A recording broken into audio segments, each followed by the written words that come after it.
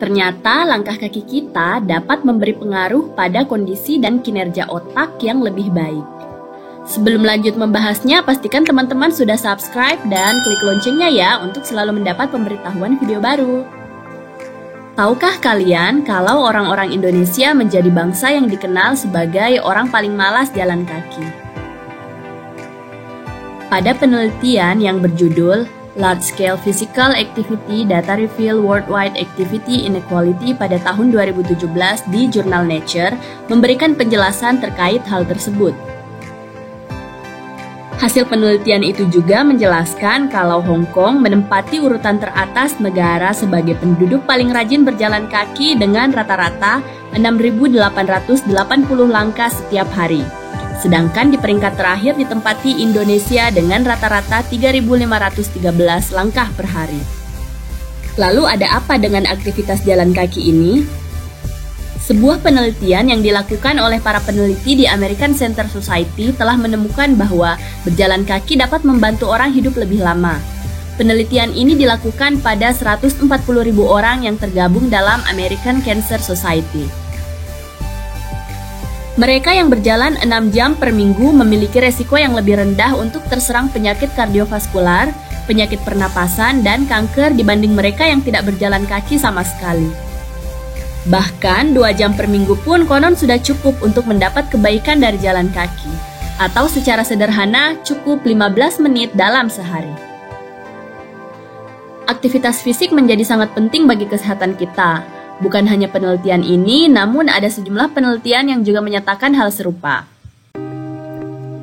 Salah satu penelitian berjudul A Post-Exercise Facilitation of Executive Function is Independent of Aerobically Supported Metabolic Cost menjelaskan bahwa cukup 10 menit melakukan aktivitas fisik seperti olahraga ringan dapat memberi pengaruh pada kondisi kognitif seseorang. Khususnya kemampuan fungsi eksekutif, yakni proses yang memungkinkan kita untuk membuat rencana, memusatkan perhatian, mengingat instruksi, dan mengerjakan banyak tugas harian dengan baik. Bila kembali pada penelitian jalan kaki di awal pembahasan video ini, masyarakat Indonesia bahkan tak mampu melewati rata-rata langkah kaki penduduk dunia, yakni sebanyak 4.961 langkah per hari. Tapi mungkin saja orang-orang malas berjalan kaki karena kurang fasilitas untuk pedestrian di sekitar kita.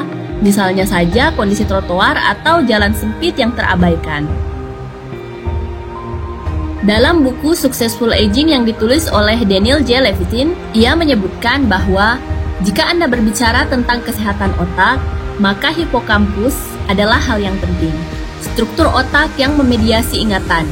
Berevolusi untuk navigasi geografis, untuk membantu kita mengingat kemana kita akan pergi, sehingga kita dapat bergerak untuk membeli makanan dan menemui pasangan, juga menjauh dari bahaya.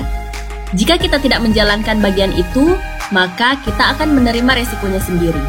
Hipokampus dapat berhenti berkembang, begitu jelasnya.